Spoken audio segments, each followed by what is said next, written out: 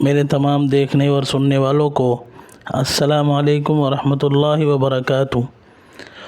امید ہے آپ حضرات خیر و عافیت سے ہوں گے۔ محترم سامعین، اگر آپ بھی قرآن مجید تجوید کے ساتھ پڑھنا اور سیکھنا چاہتے ہیں تو ہمارے چینل کو سبسکرائب کریں، جزاکم اللہ۔ سامعین محترم، آج ہمارا سبق ہے تختی نمبر 3۔ تختی نمبر 3 حروف مقطعات۔ اس سے پہلے ہم لوگوں نے تختی نمبر 1 الگ الگ حروف، تختی نمبر 2 ملے جلے الفاظ، اور اب تختی نمبر 3۔ تختی نمبر 3 میں ہم لوگ کچھ چیزوں کو ایڈ کریں گے، جیسے لام کے اوپر مد کا نشان آیا ہے اور میم کے اوپر یہ شد کا نشان آیا ہے، اور را کے اوپر کھڑا زبر کا نشان آیا ہے۔ تو یہ 3 چیزیں سبق میں نیا ہے، تو اس کو آپ اچھے سے سمجھ لیں۔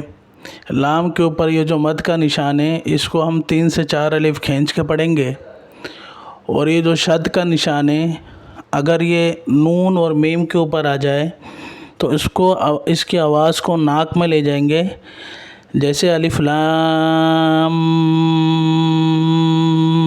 یہ جو آواز آ رہی ہے اس کو ہم ناک میں لے جائیں گے آواز کو، اور شد جو ہے یہ 2 مرتبہ پڑھا جاتا ہے،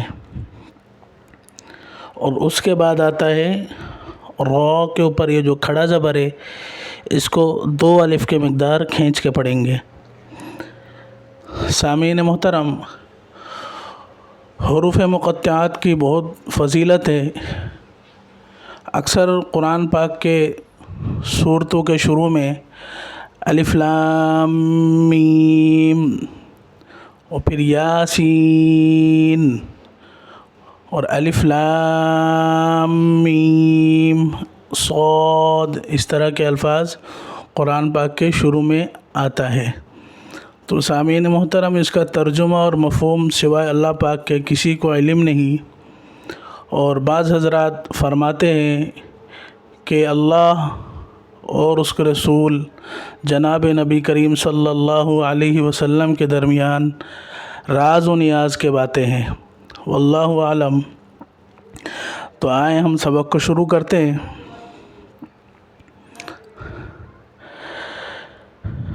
اعوذ باللہ من الشیطان الرجیم، بسم اللہ الرحمن الرحیم۔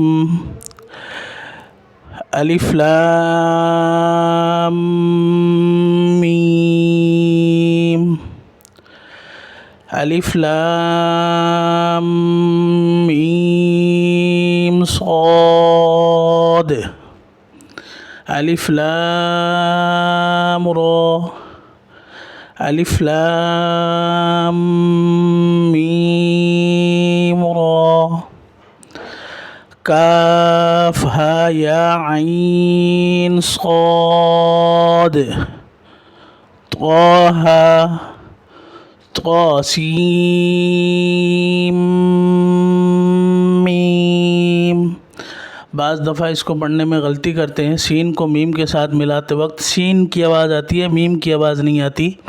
تو یہ سین کو جب ہم میم کے ساتھ ملائیں گے تو سیم، ایسے اس کی آواز آئے گی، طا سین میم۔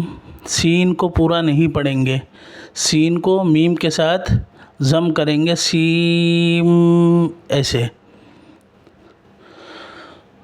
طاسین، یاسین، صاد، حامیم، حامیم عین سین قاف، قاف نون۔ سامعین محترم، آج کا سبق ہمارا یہاں تک ہے۔ انشاءاللہ تختی نمبر 4 اگلی ویڈیو پہ۔ السلام علیکم ورحمۃ اللہ وبرکاتہ۔